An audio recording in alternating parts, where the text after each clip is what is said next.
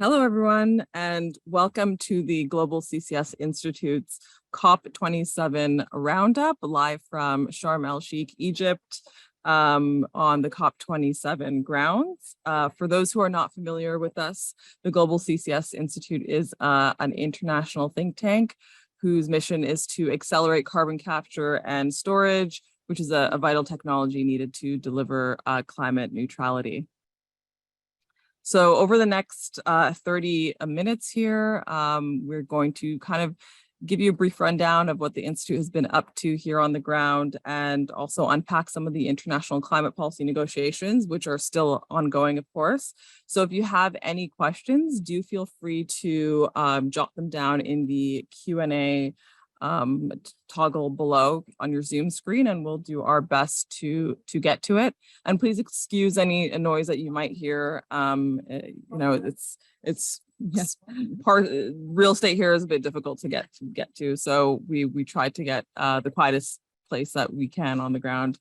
But for those who are not familiar, my name is Ruth Gibrahimedhin. I am the Communications and Advocacy Manager for the Global CCS Institute for the EMEA region. And I'm joined here with my colleague, Noura. Yes, I'm Noura Alamer. I'm the Senior International Climate Change Policy Advisor at the Institute, and I've been following the negotiation side, and Ruth has been doing more of the side events. So maybe you can tell us more about those. Yeah, we had a full agenda with respect to side events this year over the last 2 weeks, and we kicked things off at the Bologna Pavilion, focusing on decarbonizing industries, specifically in cement, steel, and the energy sectors. And we had experts with the Department of Energy join us. World Steel was there as well. And really the theme and the takeaway from those discussions were both urgency and action. And that was kind of the theme that we discussed there. But also, I think one of the points that the U.S. Department of Energy highlighted is really the knowledge sharing and really picking up the pieces that they're seeing over in Europe, particularly with respect to hubs and clusters, and kind of seeing that as a favorable model when it comes to CCS deployment. And speaking of CCS development, we also touched on financing, which of course continues to be a hot ticket item when it comes to shoring up CCS. So we did have a side event that focused on financing.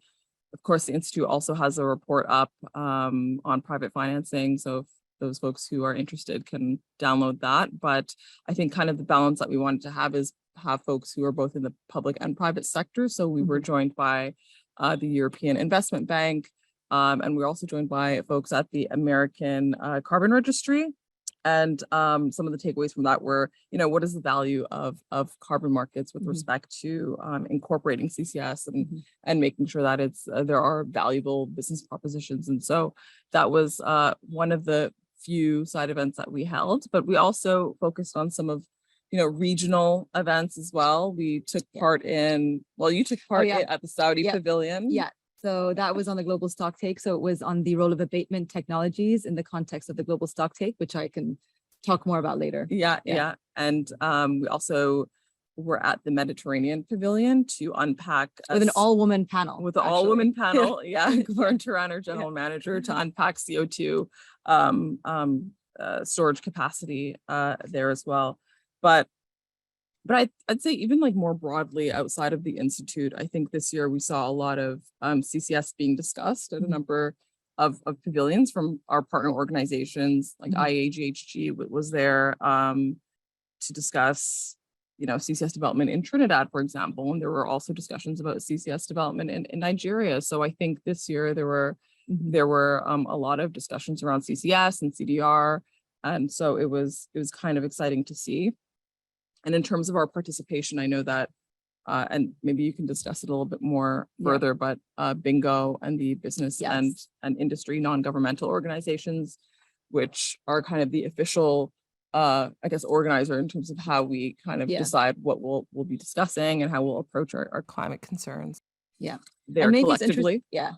Maybe it's interesting to kind of look at the themes and kind of also give a backdrop of what we're kind of, what the atmosphere is at COP too. Yeah, I mean, of course, I think this year, particularly addressing the adaptation gap was very important. I mean, of course, mitigation is big, and that's kind of our focus. But globally, and of course, some regions more than others are going to feel the brunt of global warming. And I think the COP27 presidency, based here in Egypt and in the Global South, really wanted to focus on adaptation, and so that was very apparent in the pavilions. And I would say there was a lot of adaptation conversations that were going on a lot this year. So yeah, I mean, mitigation, adaptation, both very important, but that was definitely, I think, something that was a focus for the presidency this year for sure. Maybe we can switch gears to climate policy. So what would you say were the top policy items, particularly as it relates to CCS deployment that you're seeing? And of course, you know, officially COP27 concludes, I think, tomorrow, but negotiations still, you know, might go over as it happens every year. So kind of what are you eyeing? I mean, just maybe first to talk about what's happening right now. So right now we have a cover decision that is being discussed on the head of delegation level. So we're still kind of waiting to see what this COP will look like and what the outcomes will be, because generally a lot of agenda items were passed on this week, which was, I think a lot of delegates were saying, a record. So there has been a lot of friction when it comes to negotiations. So just bear that in mind. But in terms of CCS, so we as the Institute, we participated quite enthusiastically in the Global Stocktake, which is Article 14 of the Paris Agreement, and it looks at the process to assess the world's collective progress towards achieving the agreement's long-term goals. So in the run-up to the conference, they had a call for posters and a creative space. So we've submitted a poster that was informational about the latest on CCS, what's happening on the ground, facilities, networks, etc. So we submitted a submission. We also provided a poster, and then also they had a creative space. So we have a CCS explainer video, which I'm sure you can see on our socials and on our website. So that was actually shown to the participants of the Global Stocktake, and yeah. So that was last week. That was quite intense and heavy, actually, because it's kind of part of a conversation. You hear the views of all the different parties, but also all the different observer organizations on a number of issues. So we touched on systems transformation, energy. So we heard a lot there. You know, we heard also from the developing countries and the importance of energy security and stability. So there's a lot of learnings actually from this process that came out of the Global Stocktake so far. Another is, of course, the issue of Article 6. So, you know, last night we were here till quite late, and there was a draft decision, and there was no, sort of consensus, and the delegates stayed up till the early hours of this morning, and still there's no new text or bridging proposals. So we're still waiting on what's happening with Article 6, but maybe it's important, maybe just to give a background on what Article 6 is all about. So we have 6.2, which is that allows countries to trade emissions reductions and removals through bilateral and multilateral agreements. So this is important because CCS is considered a removal and a reduction. So how this will look like is yet to be seen. Of course, we have the removals recommendation in the supervisory body. That's 6.4. So Article 6.4 looks more at creating a new global carbon market overseen by the supervisory body. So with CCS, the key point here, because they're talking about renewables, is the permanence aspect of removals. And so that is sort of what we're kind of looking at and keeping a close eye on. I think another thing on our radar, just generally on a more high level perspective, is the mitigation work program, which is key for scaling up ambition and implementation, and also the technology mechanism, which is important for the development and transfer of technologies for developing countries.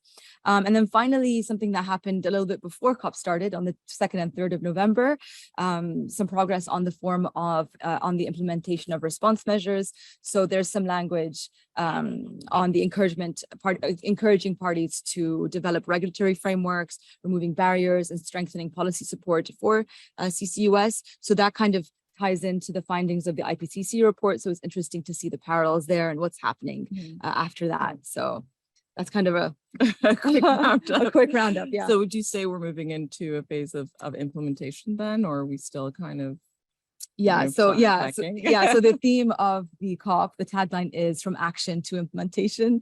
So I think I would say yes and no. So definitely more work needs to be done, but I think it's interesting this COP. I've been lucky enough to attend COPs kind of before Paris. In other positions. So it's kind of the difference in the atmosphere here and the emergence of pavilions, and to see the kind of really action-oriented work happening at pavilions, especially this year. They've had the most number of participants ever. It's bigger than Glasgow. So we see it'll probably just keep growing. And, and then the negotiations, you see more friction. So it's interesting to see that balance. I think you also reflected on that after hanging out in the pavilions for a few days, and I dragged her to a few negotiation sessions. It's been really busy, and I think we ran into a few even members there, but how would you say, how can, I guess, private sector get more involved? I mean, to some folks it sounds like a very alien process. What would you say like the first steps are if they wanted to kind of get involved for the next COP or kind of follow along? What would be your suggestions? I mean, so as the Institute, we're part of the business and industry and non-governmental organizations constituency, Bingo. So I would say the first thing would be to join Bingo and join us on these discussions. We need experts, we need people talking about their experiences. So I would say sign up to that and come on the ground with us. And there's a lot of support. We have there was a WhatsApp group, there's daily coordination meetings. So definitely we can help you get up to speed if you wish to attend. We have COP28 in Dubai next year, which could be very exciting, actually, looking forward for CCS. So I would say that's one thing. Another would be to join, perhaps if it suits one's organization, is to join the Race to Zero. So this is the largest ever alliance committed to achieving net zero carbon emissions. It is a commitment, but so it's by 2050, and this is led by the climate champions, high-level climate champions. So this year there's a high-level climate champion from Egypt and the UK, Nigel Topping, and Mahmoud Mahadine from Egypt, and then it's going to be passed on to the Egyptians, to Egypt and the UAE. So we're yet to see who our high-level champion will be for the next year. But I would say if you're interested, you can definitely get in touch with us so we can point you in the right direction. But definitely now is the time for more involvement, more engagement to kind of get to net zero. I think your point to the race to net zero is very important. I think last year we saw a lot of net zero commitments from different companies, organizations.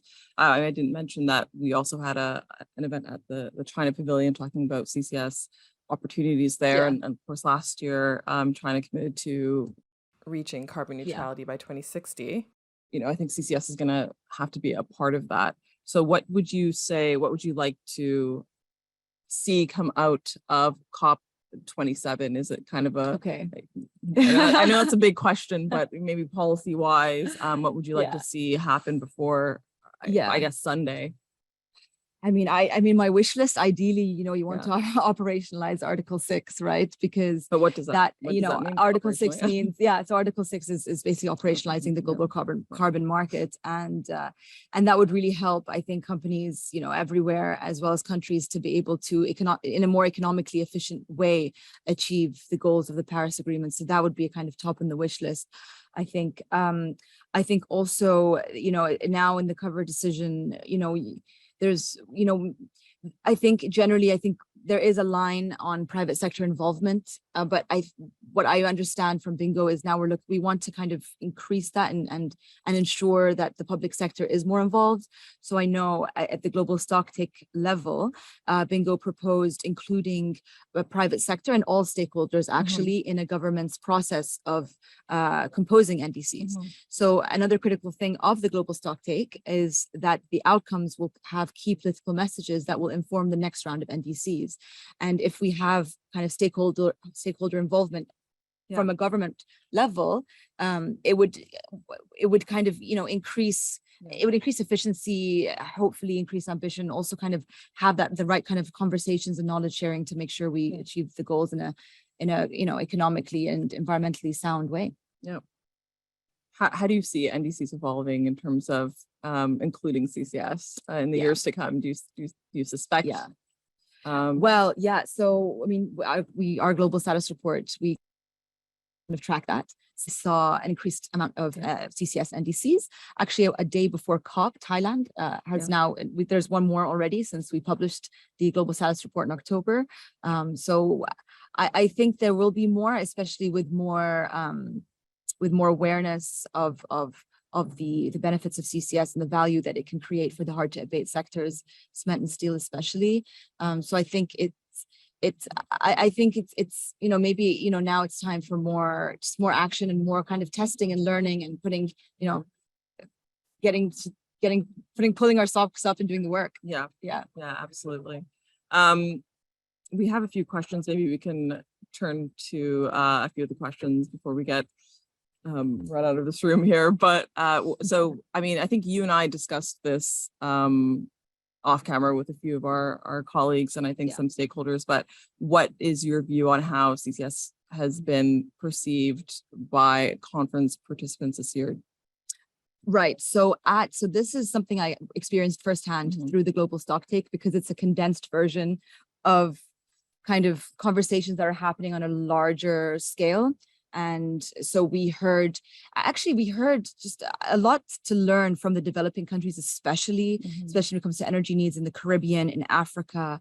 So this is a really interesting space, I think, especially, when looking at sort of the future of energy. And for me, what's fascinating is trying to understand how much CCS fits in and how much necessity we can, how much necessity we need and how it will look like. So that's so interesting right now. And I had another point. What was the question again? Sorry. How did participants do it? Yes. So yeah, we did have some criticism, but I think, some of it maybe just needs a bit more kind of conversation and talking and more kind of updating really about the latest on CCS and what's happening actually on the ground, because, some of the narratives are, around, and I think we're all aware of them. So yeah. Another question we have here is, what are the next steps needed to operationalize Article 6? Like, how can members, what should members be looking for? How can they... Right. So we have, of course, 6.2. So right now, 6.2, it's more on the registry. So looking at the registry and kind of the infrastructure of the registry, especially on authorization. So authorizing an ITMO, so an internationally transferable mitigation outcome. So that's sort of where they're at in terms of 6.2.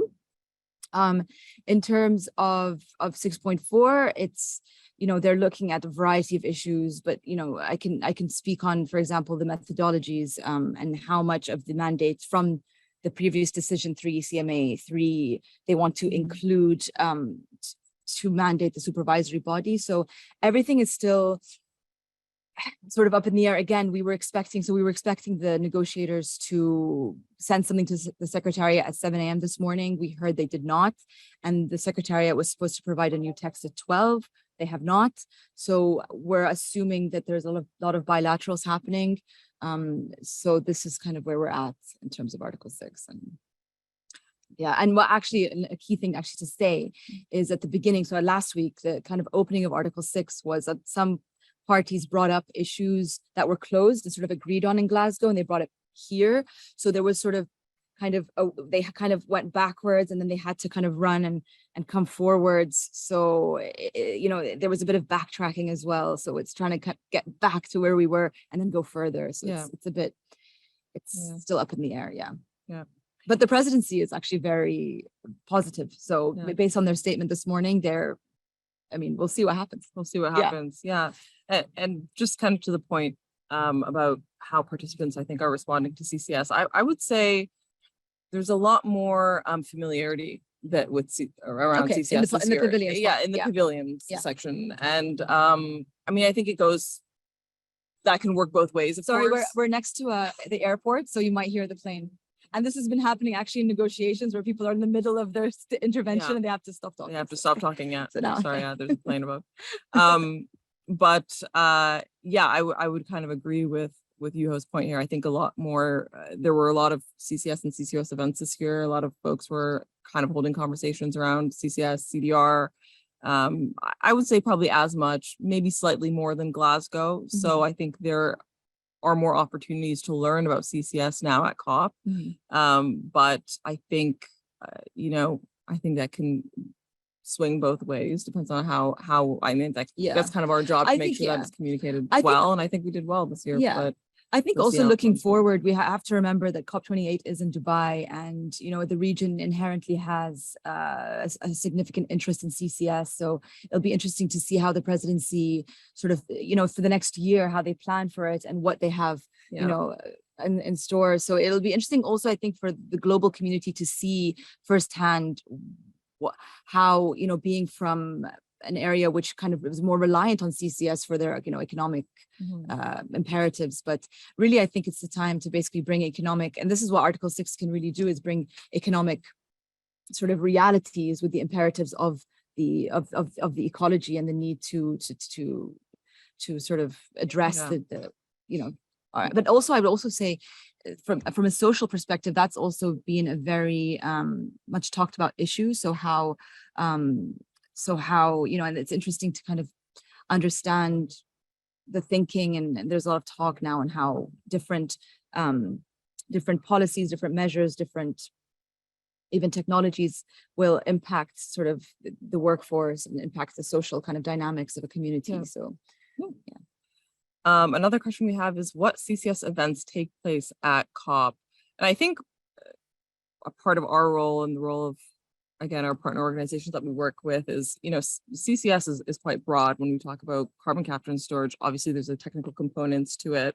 There's financing. And then, of course, there's, DAC and BECS. And so we kind of want to paint that fulsome picture. It is a flexible technology. And I think something that we saw this year is that picture was painted. And I think, if you wanted to learn more about, how to finance CCS projects, both private financing, public sector financing. I think today this week, I should say, rather, we unpacked the EU Innovation Fund, but also talking about how to make investment more favorable for private sectors. And I think also that's part of, our involvement with bingo and making sure that messaging kind of gets out there. But I think when we hold these events, we want to make sure that we're touching on all components depending on the audience. So yes, but you could kind of head to our website if you want to see the events that we held this year. But I mean, there were a whole host throughout the last 2 weeks.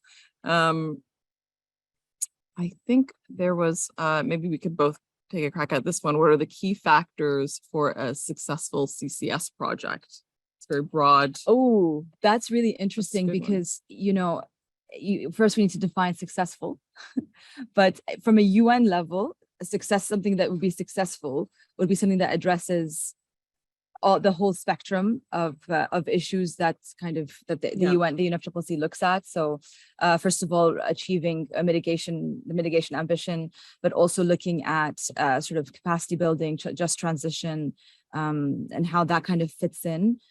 So I would say from a UN level, it would be kind of a very holistic way that looks at sustainable development and the overall needs of society and the transition. So I would say that, and something that fits into the context of sort of the global needs and global energy needs. Yeah, absolutely. And what is Bingo? Bingo is the business and industry non-governmental organization. Do you want to talk maybe about the constituencies a little bit more? Yeah. So of course in the UNFCCC there are parties, which are the governments or with government representatives, but then there are observer constituencies, and there are a number of ones. Sorry, there's an airplane. So there are a number of ones. So we have the environmental NGOs, so that's the NGOs. We have the RINGOs, which is the research community. We have the farmers, we have women and gender. And so Bingo fits into, we have the youths, the youngos. So Bingo fits into the broader context of observer organizations. So we observe and we observe the negotiations. We can't get into all the rooms, but we can get into sort of the formal discussions, the contact groups, and see what's going on and reports on what happens. And we can liaise with the delegates, understand their thinking, understand the country's direction in whatever topic is of interest to that observer. Yeah. Absolutely. And yes, we will make the recordings that we have available on the web. So you'll be able to catch our side events as soon as we get those recordings. We will share that with you. We do unfortunately have to wrap up right now. Yeah. The secretariat has told us we have Very to go. kindly writing down notes. So we do have to They have a press conference here, so we have to go. we do have to go. But thank you all for joining us. Maybe Danielle, if you want to pull up our final slide here. But if you have any questions, please do feel free to reach out to us at info@globalccsinstitute.com. You can interact with us on social. Our handles at Global CCS. And if you want to learn more about carbon capture and storage, and you're not too familiar, you could read our annual status report. We just released it, I think October, a few months ago. You can head to status22.globalccsinstitute.com and you can find that all there. But yes, again, feel free to reach out, shoot us an email, and we're happy to chat with you further. Thanks a lot.